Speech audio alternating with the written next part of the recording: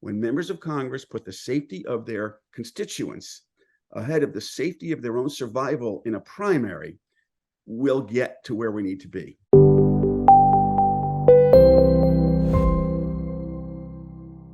You're listening to Talking About Guns, or TAG as we like to call it.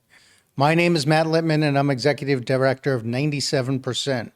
We're a new bipartisan organization working to reduce gun deaths in America. As part of our mission to change the conversation around gun safety, TAG normalizes dialogue about guns. We invite guests from all sides of the gun debate and talk about the hot button issues, but without the screaming. Later in this episode, Dr. Michael Siegel, a renowned researcher and professor at Tufts University, joins us for another special edition of Siegel Scope, where he and I will dive into part 2 of 97% Dr. Siegel's gun owner research. Based on part 1's examination of which gun policies are most effective, as well as how gun owners feel about specific policy provisions, we'll discuss the type of policy package that should be implemented to reduce firearm homicide rates by as much as 28%. And how it differs from what's currently in place or what has been proposed before. My guest today is a former congressman who represented New York's 3rd District from 2001 to 2017. The Brooklyn native is a former chairman of the Democratic Congressional Campaign Committee who co-sponsored the 2009 No Fly, No Buy Act, as well as the 2013 bill to extend the Undetectable Firearms Act. He's written 2 novels, including a satire on America's gun lobby titled Big Guns, and he opened his very own bookstore in Long Island this past fall. He's a frequent op-ed contributor to publications like the New York Times and The Hill. Congressman Steve Israel, welcome to TAG. Today we're talking about guns with Congressman Steve Israel, the former congressman from Long Island. Congressman Israel, when did you leave Congress? I left the House in January of 2017. 2017. I left under rare circumstances, unindicted and undefeated, which is a triumph for members of Congress to leave these days. Why did you leave then if you were unindicted and undefeated? What made you leave? You know, I had been in the House for 16 years. I was in the House leadership. I was the chairman of the Democratic Congressional Campaign Committee. And then the chair of the Democratic Policy and Communications Committee. And after 16 years, to be perfectly blunt, I had just about had it with the fundraising regimen. I was spending more and more of my time raising money, asking people to contribute $1 here, $1 there, $1,000 here or there, $3,000, $5,800. And that really kind of wore me down, as it's wearing down democracy, by the way. Also, I began to detect kind of the early stirrings of Donald Trump in the polarization and the partisanship, largely the result of congressional gerrymandering and social media. And finally, I just felt, you know, fundamentally, there comes a time when you have to pass the torch and do other things. And I wanted to concentrate on my writing. I've written 2 novels and wanted to really focus on that. Well, now that you've mentioned it, it's a neat segue into one of them because it's a fantastic book called Big Guns, right? And it says Big Guns, a novel, but it may as well not be because there's so much of it that seems to be fact-based. Can you just tell us for a minute? I mean, it's first of all, the premise of it, I think, comes from the fact that there's a town in Georgia where it's a requirement to have a gun. Is that right? That's exactly right. I was sitting in my kitchen on Long Island one morning, getting ready to fly to Washington, and I came across an article in the New York Times that there was a small town in Georgia that passed a local ordinance mandating that everybody must carry a gun.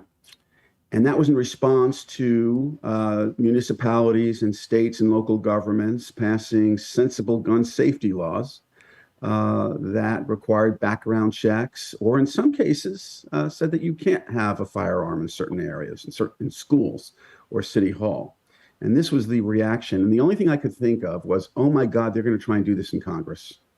And I flew down to Washington and began paying more attention. I'd always been involved on the issue of gun safety, but I began paying more attention to the rhetoric, to the debates, to what my colleagues were saying. I began talking to my Republican colleagues and saying, well, you know, why can't we find compromise? And decided that I wanted to write a book about what it was like to be inside Congress dealing with this issue. And my agent said, nobody's going to read a book like that. I had already written a successful political satire several years before. And my agent said, make it funny. And I said, well, there's nothing funny about the gun debate in Congress. And my agent said, the best political commentary is satire. Try it. And so I did a satire on answering the question why Congress does not act on sensible gun safety laws, why we can't find compromise, where I took that Georgia ordinance and turned it into a debate over federal legislation that requires that every American own a gun with sensible exceptions for children under the age of 4. It's a great book. And by the way, I was surprised at how funny it actually is. Thank you. You have even your descriptions of things are funny. It's a great book, and I encourage people to read it. Big Guns. I got it on Kindle through Amazon, but it is terrific. And so you talk about talking to your Republican colleagues. There's a specific incident where you were in the members only elevator, right? And you had a conversation with somebody. That conversation plays a role in the book. Is that right?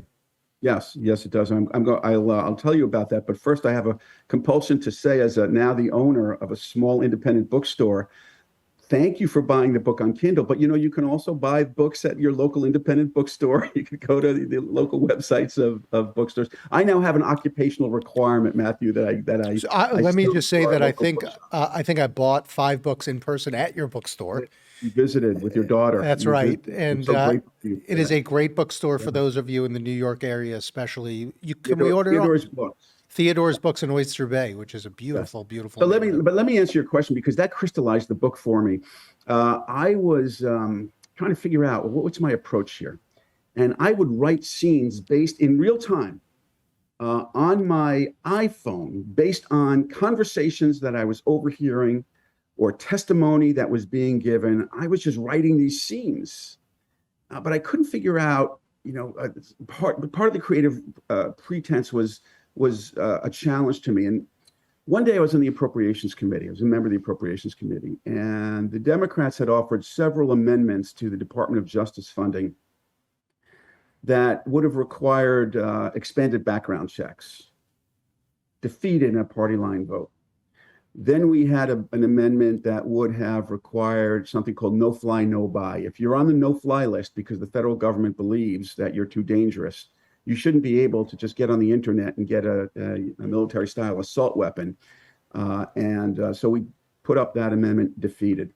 Then we were interrupted because there was a vote on the floor of the House. And so we all squeezed into those members-only elevators that people may be familiar with, and the doors closed.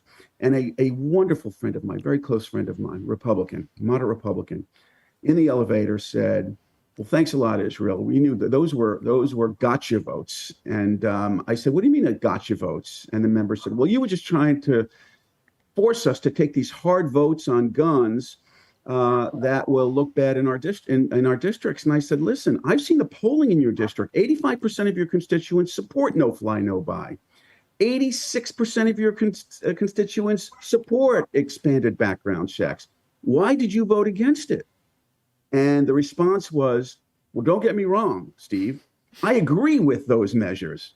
I just can't vote for them because I would get a primary back home. I could survive bad votes in a general election, but I cannot survive a, quote, anti-gun vote in a Republican primary.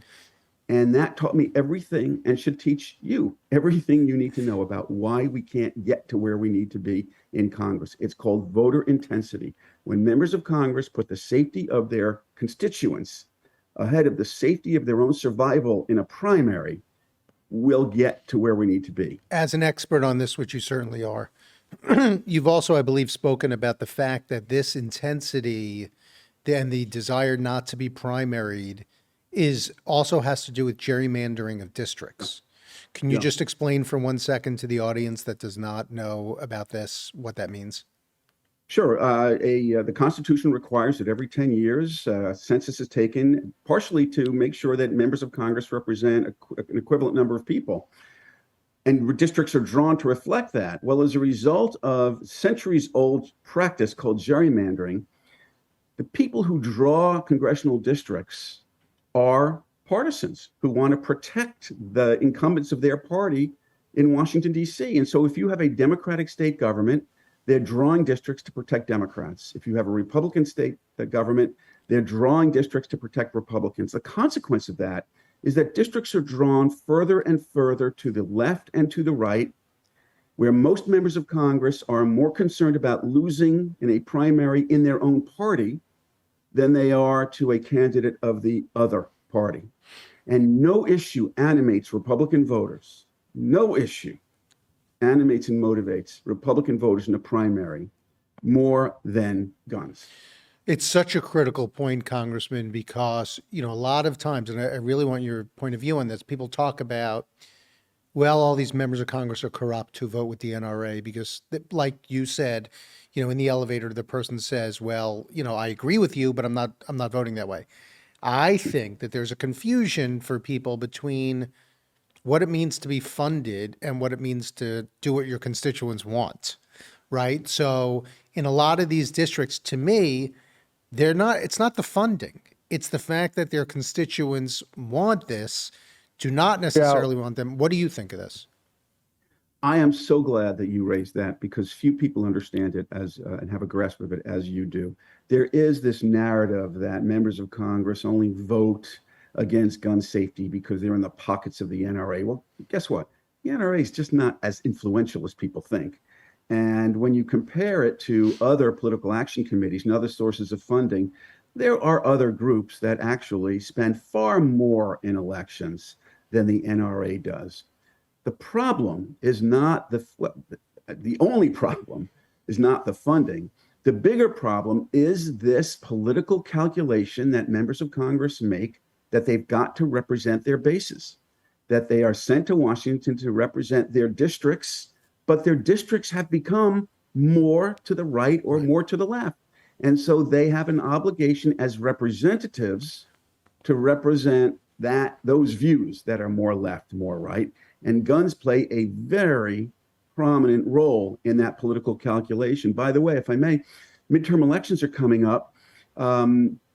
Reproductive freedoms, choice, abortion animates Democrats. And so one of the reasons the Democrats are expecting to do slightly better than they thought several weeks ago was because of the Supreme Court decision on reproductive rights, which has animated the left and has engendered greater turnout for Democrats. So both parties are responsive to their bases.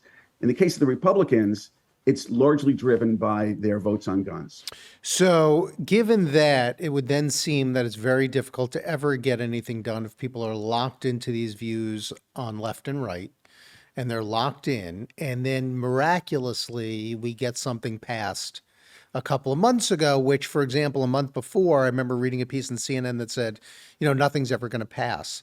But as somebody who's spent a lot of time in Congress, that things can happen never or all of a sudden, right? And so given the terrible incidents that had taken place, there was momentum, we got some legislation passed. Do you see that legislation really mattering? And do you see any possibility of ever doing more legislation in the next couple of years?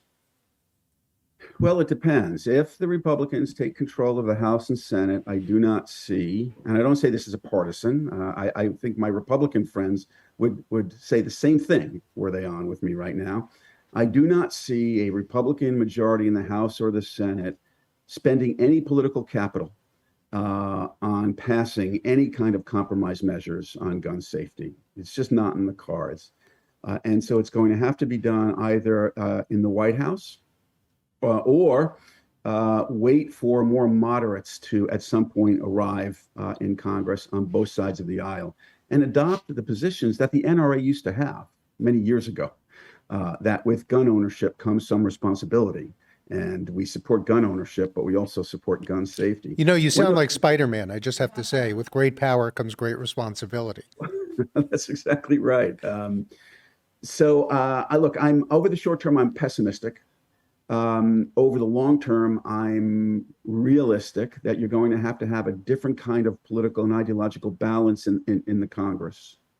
So then how do we do that, though? So very often when people ask what they can do, whatever side they're on the issue, I say get people elected that share your values. That's the number one thing you could do, whether that's knocking on doors, donating money. That's really the thing. But when you have this redistricting situation where people are pushed into their farther corners, what is realistic for people to do to take action on gun issues that might make a difference? Well, I'd say several things, and it's a great question. One is do what you have said.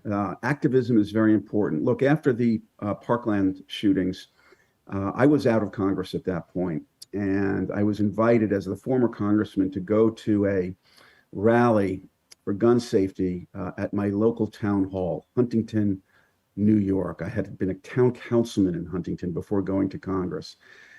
And as a former town councilman, I was accustomed to rallies in the town hall parking lot of 7 or 8 people. And that was if you serve pizza. So I went thinking, well, maybe it'll be 17, maybe 20, 30, thousands of people showed up. And now in Dr. Huntington, Michael Siegel for Siegel Scope in Huntington at Town Hall to demand action. And that kind of political activism will ultimately put pressure on members of Congress to find a compromise, which brings me to my second and final point on the matter. I think compromise is really the important word here. I realize, as somebody who ardently supports gun safety, that I'm just not going to get everything I want. I'm not going to get 100%. I'm no longer interested in battling for the 100% that's never going to pass. I want to be constructive in finding the 50% that can pass, maybe the 60% that can pass. That happened with the most recent legislation. We need to use that as a building tool and continue building coalitions in Congress to do more rather than do nothing, which is largely what Congress has done on this issue in the past. Do you find that some of the action may go to the states then? Let's say the Republicans take the House in November and are seated in January. Gun legislation, as you said, even if Republicans don't take the Senate, it's not happening for the next couple of years. On a statewide level, do you see that the action going to the states? By the way, I just saw, Congressman, a survey in Ohio, which showed that people in Ohio are very much in favor of gun reforms, in contrast to their own governor, for example. But do you see the action moving to the states? Well, I did, except that now the judiciary has become much more active. And so New York kind of buttoned up some of its own laws on concealed carry and other common sense elements. 80 to 90% support from New Yorkers for those kinds of modest improvements, and a court just struck them down. And so I think we have to understand that it's not just the House and not just the Senate, it's also state capitals, but it's also courtrooms across the country that are becoming far more active on this issue. And it goes to the point, Congressman, that it all comes back to the same thing, who you elect, which is, even with the Supreme Court, judiciary appointments very often picked by legislators, all of these things do matter. So when you're voting on your local level and you're voting on the national level, this is the most important stuff. And a lot of these races, by the way, no matter what side you're on, they're decided by 300 votes. So whatever people can do for the people that share your values, that to me is what people can be doing to be helpful on this issue. Well, you're exactly right. I mean, look, I talked about voter intensity. So the value is shared 150% among opponents of any kind of sensible gun safety. It is a shared value, and they turn that shared value into activism. Those of us who support gun safety measures need to use the same play from the same playbook. I've often said, and to the consternation of some of your listeners and viewers, the difference between Democrats and Republicans is often that Democrats are far more forgiving of their elected officials. Again, if you're a Republican and you voted for no fly, no buy, and you voted for expanded background checks, you will not be forgiven in a primary. You could vote 100% Republican on every other issue as a member of Congress. They won't forgive you for your vote on guns.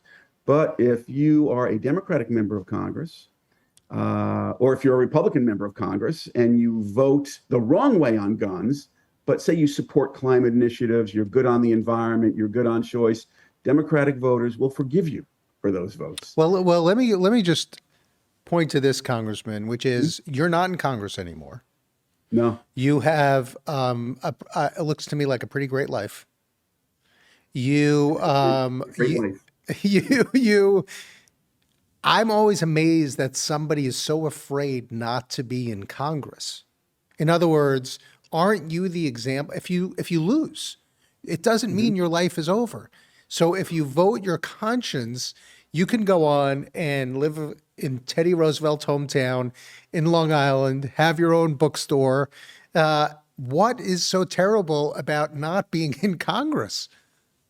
Well, first of all, I learned when I left that you get to keep the title congressman for the rest of your life, or congresswoman. So you always have the title. The titles come and go, and elected positions come and go. You know what doesn't leave you? Your integrity and your conscience. You have to live with those things for the rest of your life. I don't want this to come out wrong, but I actually have more respect for a hardcore Republican who would say to me, I just believe that everybody should have a gun and I'm going to vote that way, than I do for a member of Congress who says, I think we should have expanded background checks. I just can't vote that way because I don't want to lose my next election.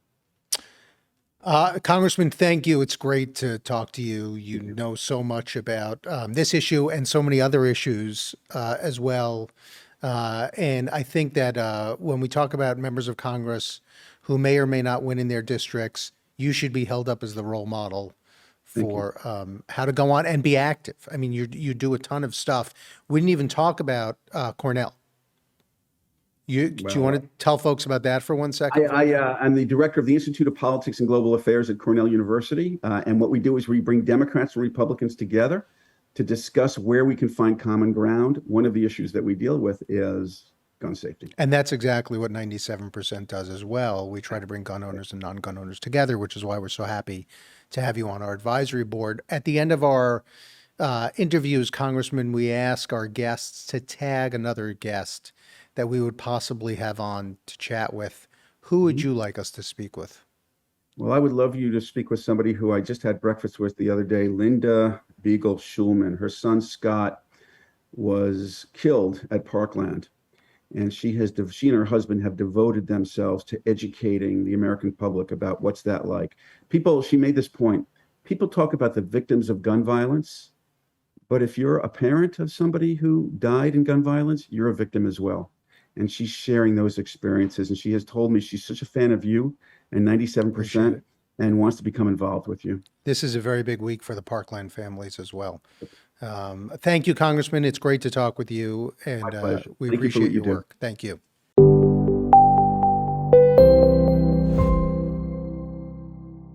On the last segment of Siegel Scope, we chatted about part one of the research Dr. Siegel and 97% released, which for the first time ever went beyond measuring top-line support for major gun policies to instead examine gun owners' views of specific policy details and the principles that underlie their support.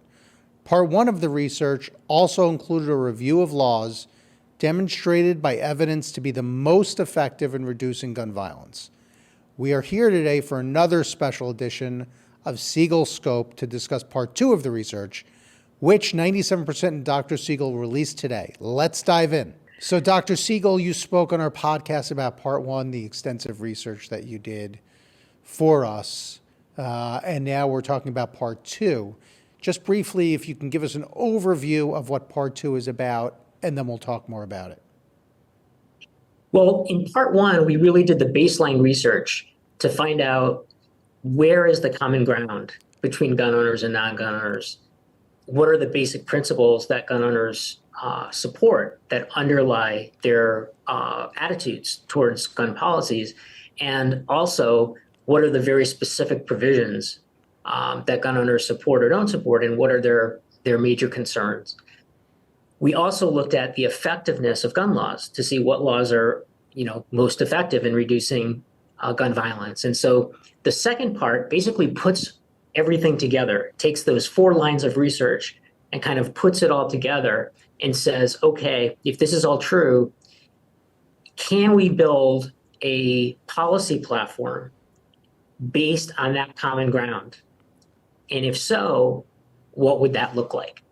And so here we're going to talk about what that looks like. Thank you for explaining that. And so tell us, if you can, why this is unique, what you've talked about with the research, how this impacts the policy platform that we're going to be putting out. We refer to it often as a roadmap. What's the uniqueness of this platform? Well, there are several aspects of this that are unique. I mean, there's definitely been, obviously, organizations have come out before and put out platforms or lists of policies that, are things that should be considered or adopted. And what makes this different is the following. First of all, we consulted gun owners in the process. So I think that is unique. Typically, these are put together by people in public health without consultation necessarily with gun owners. So, and I'm going to interrupt for 1 second, Dr. Siegel. One, because I'm rude, but two, because it's important that people know that gun owners often feel that surveys don't reflect the way that they would respond to a question. In other words, they feel that the questions already have bias. You, Dr. Siegel, consulted gun owners to make sure that we had that right. Exactly. And we actually, on our survey, went into the details of the provisions of each law. We didn't just ask the general question, because sometimes when asked the general question, in fact, that was one of the findings of our first round of our research, was that when you just ask a general question, you don't necessarily get a comprehensive view of the person's actual attitudes. It's really in the details. The devil's in the details. When you get into the details of the legislation, you find out how they really feel. Right.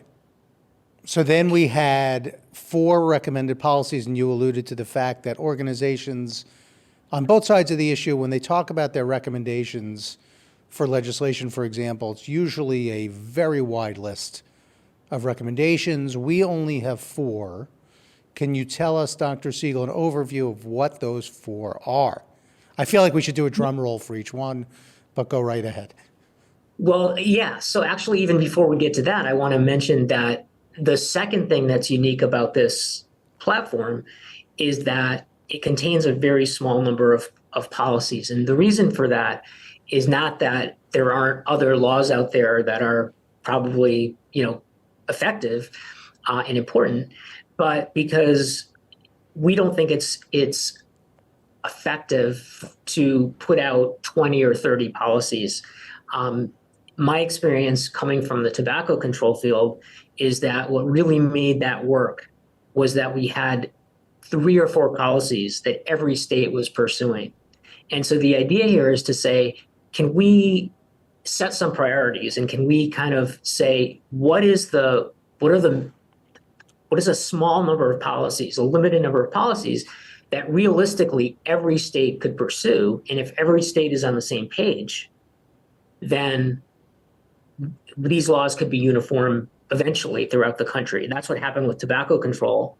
And I think that can happen here in the gun violence prevention movement as well. And what are those 4 policies, Dr. Siegel?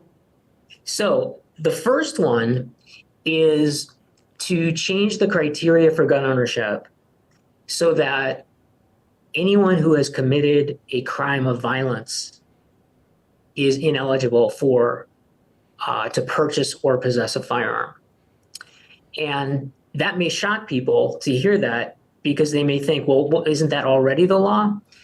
But unfortunately, there's a big loophole in the current law, which is essentially, if you commit a violent felony, you can't possess a gun. But there are many misdemeanor crimes of violence that are just they don't rise to the level of the felony, and they can't be prosecuted by putting you in jail for more than a year. What would be an example of one of those, Dr. Siegel?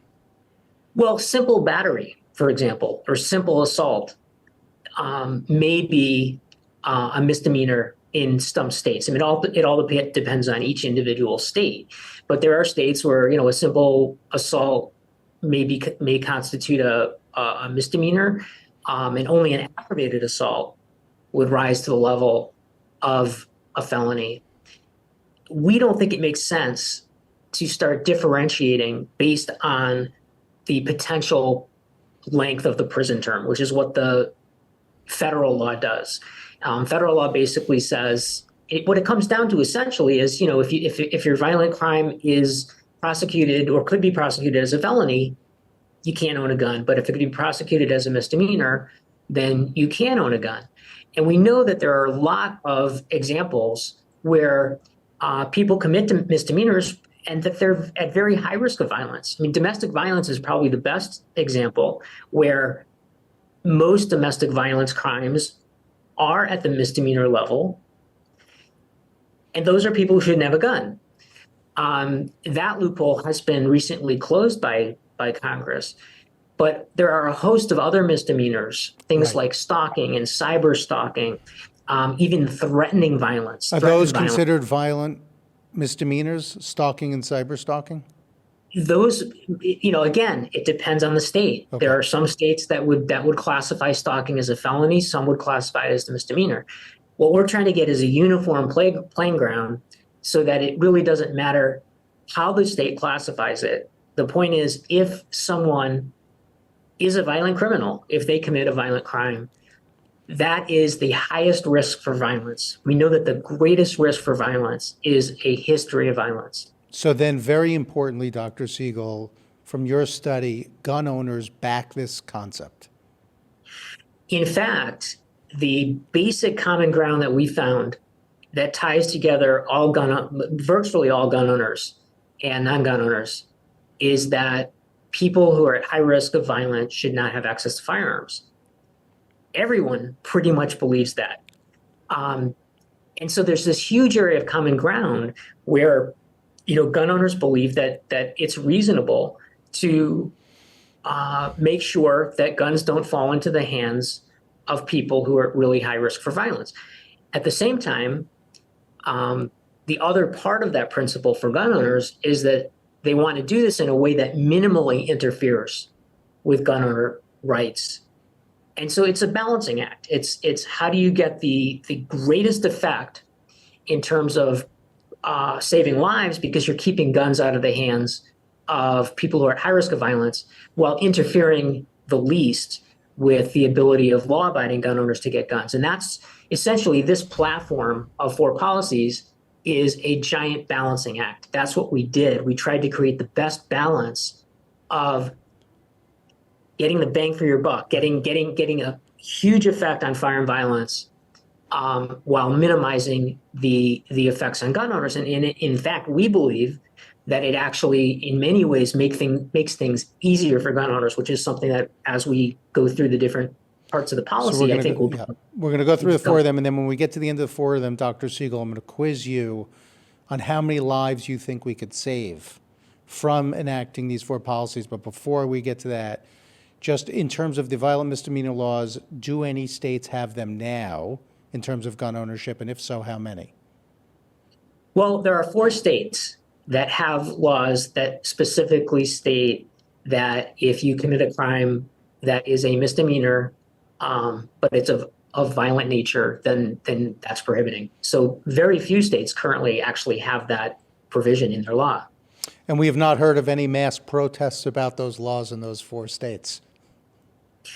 No, and our research suggests that there won't be. Right. There's not, gun owners do not, they do not oppose the idea of keeping guns out of the hands of people who are at high risk for violence. Okay, and now let's talk about item number 2 on the list of 4. That was 1. Number 2. So the second one is background checks. So essentially, once you accept the first principle that people who are at high risk for violence shouldn't have guns, and that should be the centerpiece of our policy, the next thing that follows logically is that you have to check to see whether someone has that history or not. There's no one I know who can look at someone and figure out just from looking at them whether they have a history of violence on their record or not. So you have to do a background check. There's just no other way to do it. So this is going to, this whole policy is going to kind of flow logically from this common ground. So the next step, the second part of the policy, is that there has to be some mechanism for universal background checks, meaning anytime anyone buys or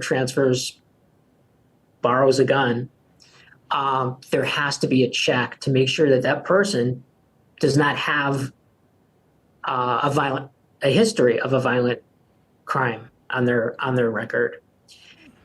And so this now brings in the third part of the policy, which is the idea of a state permit. And let me explain why we decided to go with the permit idea.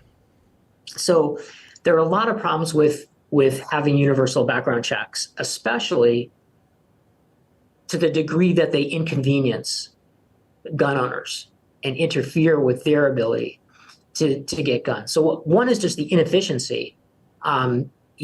If you are a gun owner and you buy a gun, every single time you go to buy a gun, you have to have a background check. So if I buy a gun today and then I go out and buy a gun tomorrow, it's unlikely that anything has changed since yesterday. And I could go into the same store and see the same store owner, but they would have to run the background check the next day just to make sure. So there's definitely an inconvenience with having to have a background check every time you buy a gun. But I think that what is even more of an inconvenience, and that really does bother gun owners, is if they want to sell or lend a gun to a family member. There are some states where if my brother comes over and I lend him a gun to go hunting, that's a felony if I haven't done a background check. And in some states, in order to do a background check, we would actually have to go, the two of us would have to go to a federally licensed dealer. The same problem exists with private sales. If I'm a private seller, I have to do and I'm in a state that, has universal background checks, I have to do a background check. In some states, that entails going to a licensed dealer, meaning that we have to, and if it's a rural state, we may have to drive 3 or 4 hours to go to a dealer. And that's a huge inconvenience if all I want is, to go hunting with a family member.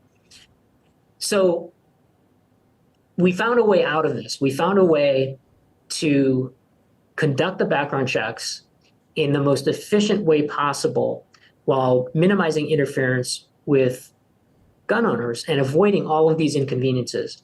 And that is to simply have a state permit.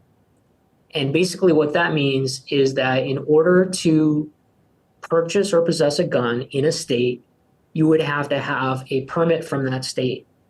And to get that permit, you would simply apply and at that point, you would have the background check.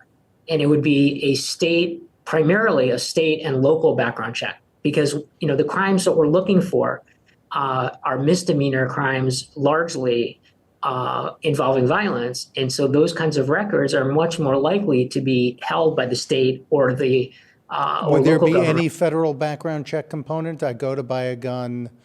If a state has if there's a federal law in place, is there any federal component or no? There would be. So you would do the federal NICS check as well. Right. You want to be as comprehensive as possible. But I do the local one, Dr. Siegel, and so I go into the store, and is there a limit on how long that background check can take, like there is sometimes in federal law, 3 to 5 days, and if it's not done in those 3 to 5 days, sometimes then the person can get the gun unless there's a state law that could supersede that. But how do we do it on the misdemeanor laws? So basically for the permits, we didn't set a time frame for the permits, because when you do that, it doesn't make sense to say, we're going to check for a violent history and then to check and not know whether there's a violent history and say, oh, you can have the gun anyway.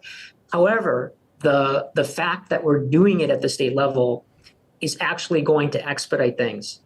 It is, and that's the intent. The intent here is that this would be a very relatively rapid process. But the biggest thing is that it would only have to be done every 5 years. And once you got that permit, it would be good for 5 years. And from that point forward, if you went to a store to buy a gun, you wouldn't need to do a background check every time. You would essentially get a waiver by virtue of having the permit. You would have to show your permit, and the store would have to verify that that's a current valid permit. They would have to check with the state database to make sure that you're in there and that you're valid. And gun your license. owners favor permits? So, yeah, I mean, the overwhelming majority of gun owners support requiring a permit for concealed carry. A small majority support requiring a permit for general use. However, by putting in certain provisions in that permit law, we found that we could actually garner the support of over 70% of gun owners. And is that when you're referring to a private sale kind of thing, or a family member giving the gun to somebody else and they're going hunting, as an example you used? Are those the kind of provisions that if you add them in, that increases the support of gun owners? Exactly, because those are the types of things that they're most concerned about. You know, they're most concerned with violation of what they perceive as what are their Second Amendment rights, and anything that gets in the way of that is they view as being problematic. So what we're doing is we're actually, I think, clearing out a lot of the inefficiencies and hurdles, because once you have that background check, you don't need to have it every time you go at point of purchase to buy a gun. And so you don't have to wait the required amount of time every single time. You know, once you have shown that you have that permit. Right. So another reason that's interesting, Dr. Siegel, is because while we have more guns than people in the United States, we obviously don't have more gun owners than people, right? In other words, maybe there are 100 million gun owners out of 340 million people, but those gun owners often own more than one gun. And so what you're saying is that rather than go every time and have to get a background check, since one gun owner could own 5 guns, you do this one time and then you're good for 5 years and that's it. Exactly.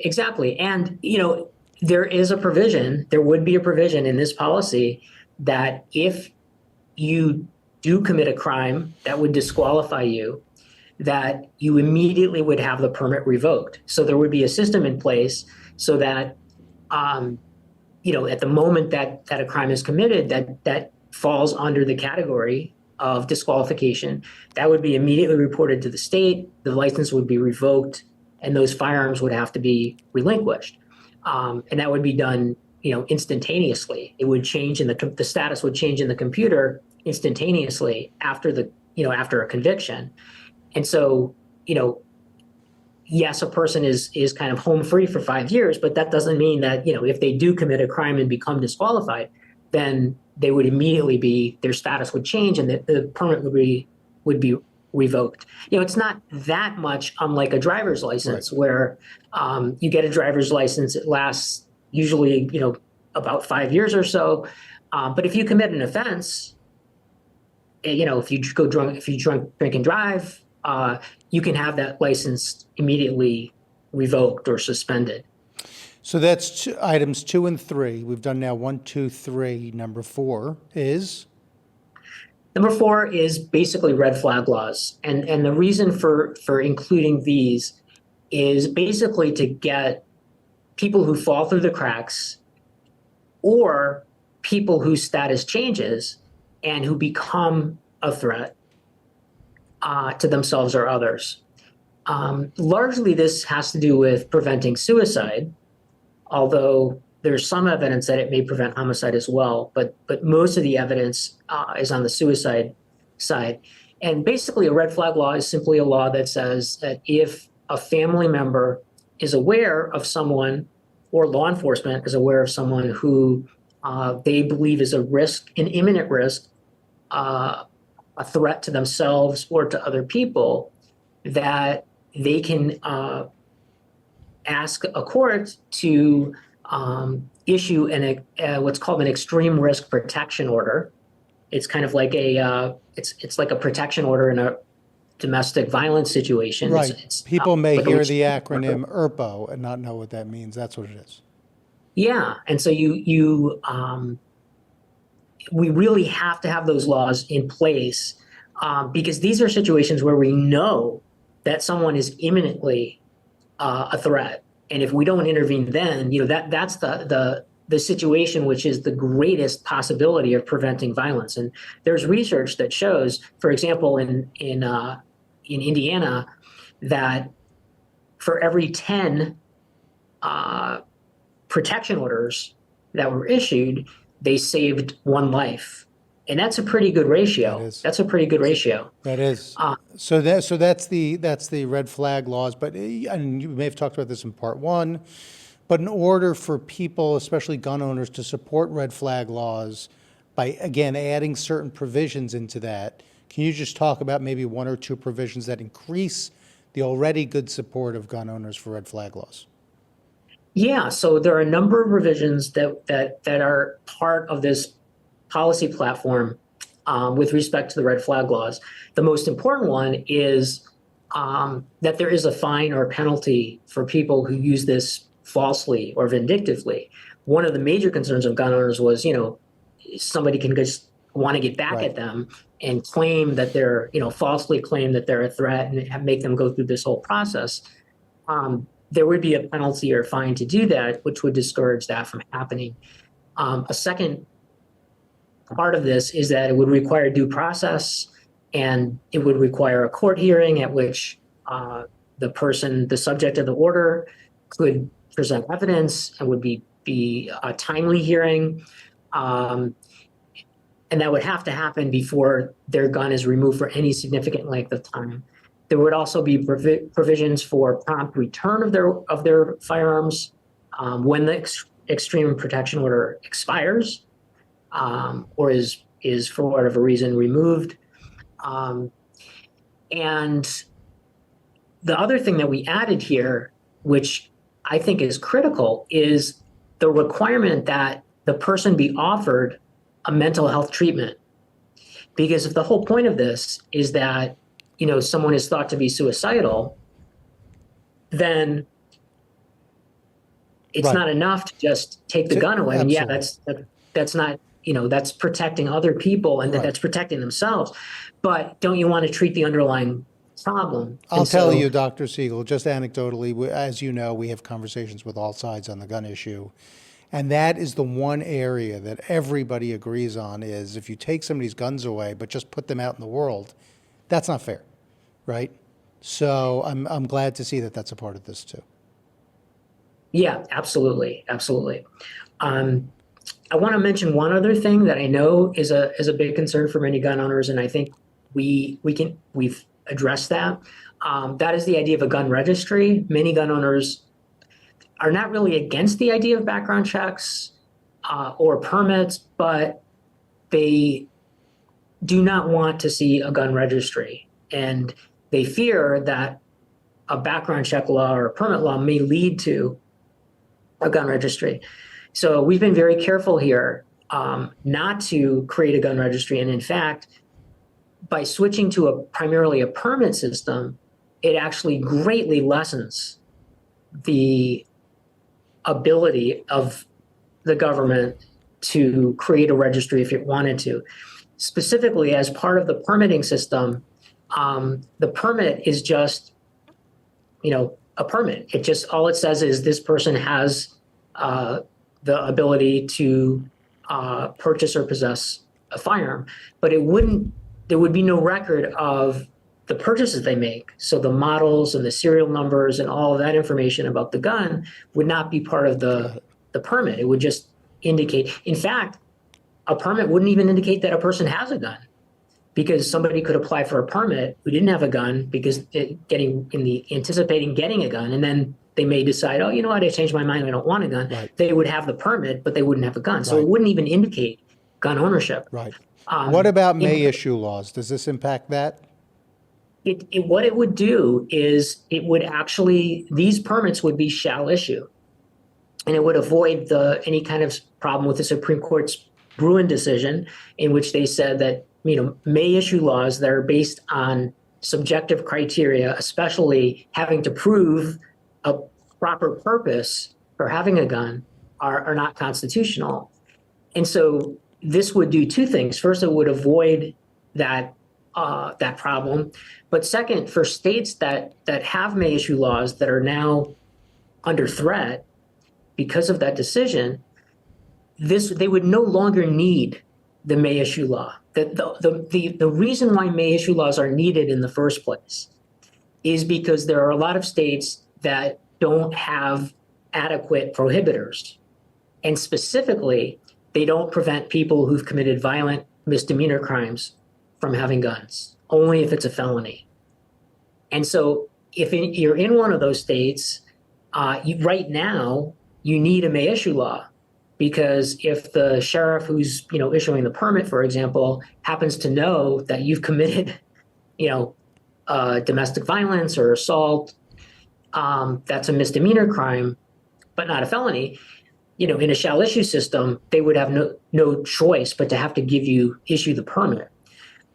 We know with a violent misdemeanor law in effect, you no longer need that discretion because we're covering all the crimes that we think need to be covered.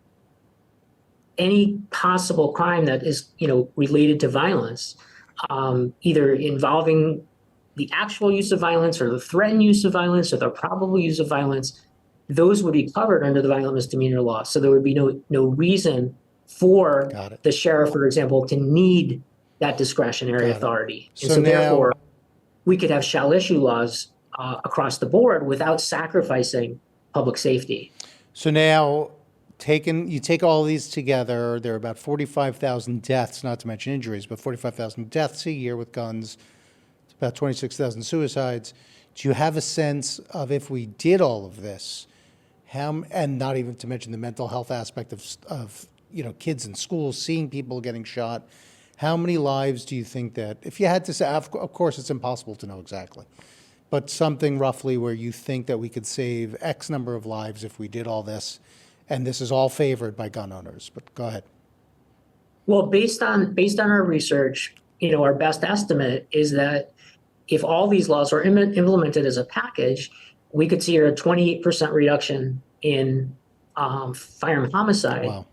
And somewhere around a 5%, 4 to 6% decline That's amazing. in firearm suicide. So this policy was chosen specifically because these are the laws that have the greatest effect, based on our research. And I think it's serendipitous in a way that the laws that are most effective based on the research just turn out to be the very laws that are the most supported by gun owners and the very laws that are within this common ground and that are consistent and whose purpose is consistent with the common ground that we identified. It's serendipitous because it means that we can have a large effect on gun violence, without having to pass laws that are, widely opposed by gun owners or that interfere greatly with the ability of gun owners to exercise their rights. I was a terrible math student, Dr. Siegel. But if there are 45,000 deaths a year, it sounds like if we did all this and we were able to get below 40,000 deaths a year, which does sound like from what you're saying, that would be hugely significant, and do it at the same time with policies that everybody supports. That would be hugely significant. Can you just tell us before we go, just quickly, how this all benefits gun owners? Well, so I think that it benefits gun owners in a number of ways. I mean, first of all, it benefits gun owners because it will reduce gun violence. And one of the things that we found in our survey was that gun owners want to see gun violence reduced. Sure. Being a gun owner doesn't mean that you are not concerned about gun violence. And there was a very, very high level of concern. And gun owners wanted to be a part of the solution as well. And so here is a chance, not just a chance, but they already have contributed towards helping to find what we think are effective solutions, and continue to play can continue to play that role. So perhaps the greatest benefit to gun owners is that it allows them a way to help reduce gun violence, to be a part of it, and to use their expertise to actually be taken advantage, not taken advantage of, but to take advantage of that expertise in order to contribute to this. And the second thing is that I think it really greatly simplifies the process by which they can obtain guns. It is, it essentially becomes a one-time process where you have to, it's a little bit complicated getting the permit for the first time, but once you've got that, you're basically set for 5 years. You don't need a point of purchase background check for every single sale. You can lend guns to family members as long as they have a permit. Private sellers would be able to sell guns without having to go through a federally licensed facility, as long as the person had a permit. And perhaps the greatest advantage of this is something that would not come into the future, but which it would open the door to finally having some sort of reciprocity for these permits. The reason, which I think would be of a great benefit to gun owners, because right now they can have a permit in one state, but as soon as you cross the state line, that permit may not be valid. This would open the door to allowing reciprocity, because it would ensure that each state has at least this minimum level of regulation. The violent misdemeanor laws you're referring to. Exactly. Yeah. So that we can be sure that violent criminals in that state are not getting access to guns. And that's the main reason why we can't have concealed carry reciprocity right now. It would be a huge threat to public safety, because people in one state who could have a violent misdemeanor on their record and still get a gun could then just go to another state. And that we can't have that. That's a violation of public safety, and it violates the rights of that state to control their own public safety.